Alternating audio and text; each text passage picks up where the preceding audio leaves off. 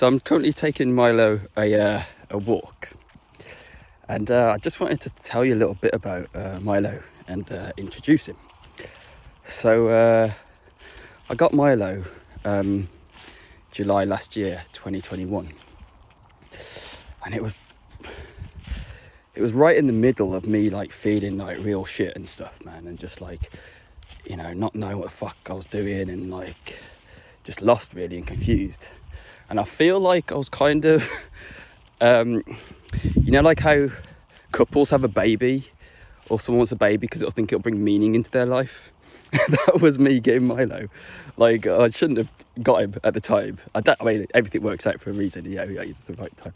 But that's like, I thought, if I get a dog, maybe it'll like, I don't know, give me some meaning, some purpose.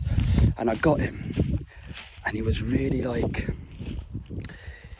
basically he's a rescue dog from Romania, and he had loads of like behavioural problems. Like, he was basically super timid.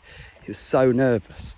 So he'd been treated like pretty badly in his life at some point in time, and so we got him, and yeah, he was just like, I don't know, like kind of not what I expected, and I don't know, like he was real hard work, and he would like he wouldn't behave himself, and he wouldn't do anything I told him to. I don't know.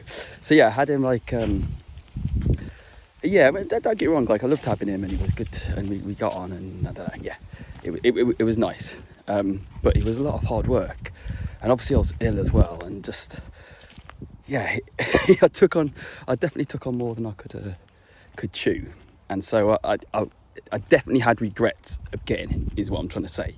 Like, he's a dog, and being a dog, he's a divine being of the universe, and so fucking lovely, as all dogs are. But I definitely regretted more than once, thinking, oh, what have I done? Why did I get him? And then so had him like a good few months. Took him dog training, and he was awful. Don't get me wrong, he was good at dog training, but all the other dogs were like they'd been bought, like, you know, and all the owners had them from real young puppies. So they're all like eager for the treats. Milo literally could not give a shit about the treats. He was just too scared in the training classes to focus. So I don't know, I just felt like I did like 7 weeks of dog training classes with him. I felt like I made no progress. Because he just got too scared in the classes. Like, bless him, he's such a timid little thing, but at the same time, like when you take him a walk or when he sees another dog on a walk, he just loves to play. Like, he's got so much energy, but at times he'll just be so timid and like so nervous. I guess like we all can be. So got him in summer last year, then took him dog training classes in autumn, and then yeah, I don't know, fast forward to like spring, and then I got really ill, and I don't know, I just started feeling so guilty because I couldn't take him walks, and he's too strong for my mum. Like, he pulls on the lead, so he's too strong for my mum. So in March, when I got really sick and went off work, I was getting so stressed about him being in the house, because when he doesn't go on a walk, he's literally just like a bottle of pop, just so much energy, and just like Holly, bless her, who's like, I know, like a pug, tiny little pug, and like 9 or 10 years old. He'll try and play with her and wrestle her and just like bowl her over, and he's just like, oh mate, no, you can't do that.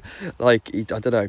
So I was sick, couldn't take him walk, and just felt so guilty, and I just like, I need to give him up, I need to like let him go. That felt at the time like the only option. And so I literally like called up places to take him, and I actually took him to Wolverhampton Dogs Home, and I took him, and in my heart, he's taking this shit, I wish I could turn the camera around. You having a nice poo, Milo? Yeah, I'll pick that up in a sec. Yeah, I actually took him to Wolverhampton Dogs Home, and like, yeah, took him in, gave him to the 2 girls, and I like, let us just check how he is in the kennels. So they took him in, these 2 girls did, and I was, in my gut, it felt wrong. It felt like, oh man, what am I doing? Like, this isn't the right thing to do. but it felt like my only option at the same time as well. So they took him in, and he was like, his tail was behind his legs, and he was really nervous, and I could tell, like, God, I'm standing by this poo and it really smells. I could tell, like, how scared he was, and they were like, let's see how he is in the kennels, because if he's like really timid, it won't be good for him to be here. So they took him in, and literally they came back within like 2 or 3 minutes, like, no, he's too nervous. He's literally like shivering when we took him in, like just, no, he won't do well here. And like, I accepted that. I was like, fine, I'll take him back, because part of me knew at that moment I could let him go and give him away, but part of me knew, like, I didn't want to, but part of me, like, I felt like the right thing to do for him, because he wasn't getting walks, he was just running around. And then we had a couple who came to, like, so I took him home, and then we had a couple who also came to visit him, who were interested in him, because I'd gone back to the dog adoption place, and they'd advertised him.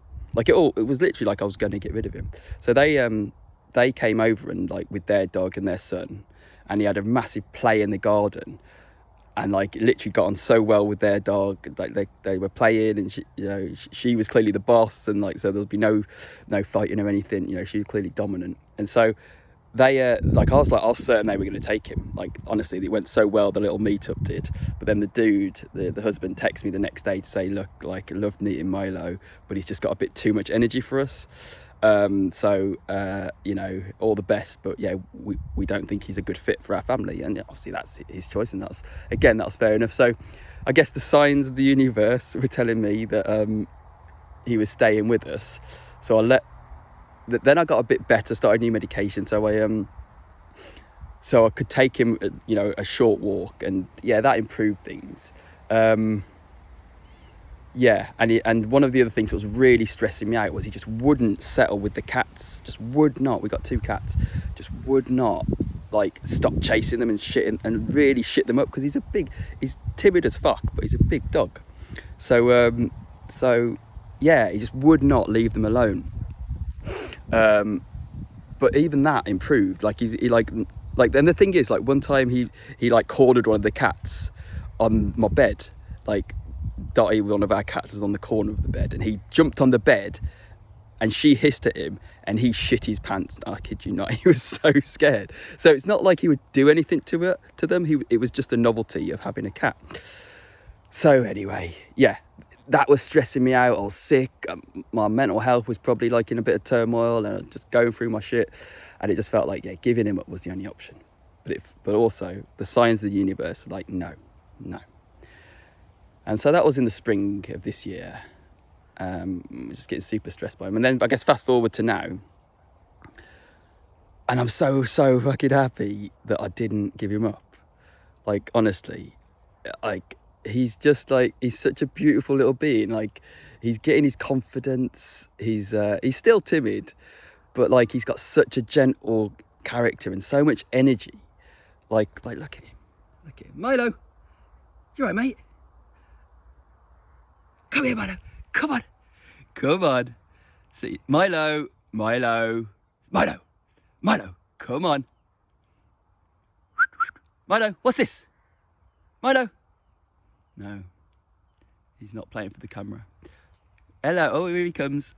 Hello, matey. Hello. What's going on? Yeah, so anyway, where was I? I don't know. Yeah, so very happy I didn't give him up, and I've just got so much love for him. And actually, what he does is he just teaches me, like, patience. So like, when he's pulling the lead, and I get a little voice that's like, oh, I wish he wasn't pulling. I'm like, it's fine, man. Let him pull in the lead. And sometimes like the postman will come, or someone will walk past the house and he like barks, and I'm like, Milo, mate, not everything needs a reaction. And I'm like, yeah, Jay, not everything needs a reaction. Like, it's like, I don't know, it's like he's my meditation. Like, he just teaches me, like, how to just be chill and patient.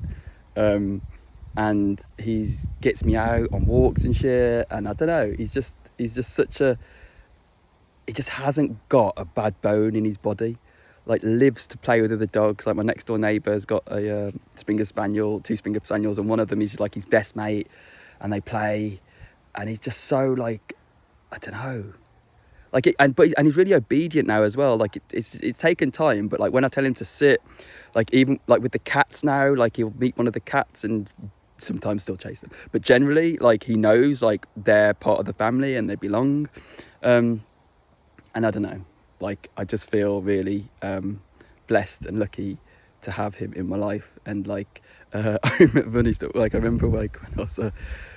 I don't know, I could always chat shit about my mushroom experience, but when I was on one of my trips and I was coming down, I remember going downstairs to make a bacon and egg sandwich, and I walked in the kitchen and walked in our little back bit where he sleeps to get the bacon, and I saw him, and I was obviously still, you know, high as fuck, and I just had, like, in the morning especially, he can be a bit timid, just generally all the time he's a bit timid and scared, and like you know, isn't always as trustful as he could be, or it's just how he feels, isn't it? Anyway, so we walk in to get the bacon, and he was there, and he was kind of like, I guess, nervous, because it was like, you know, like 4 o'clock in the morning, like what are you doing here? This isn't normal behaviour, what's going on?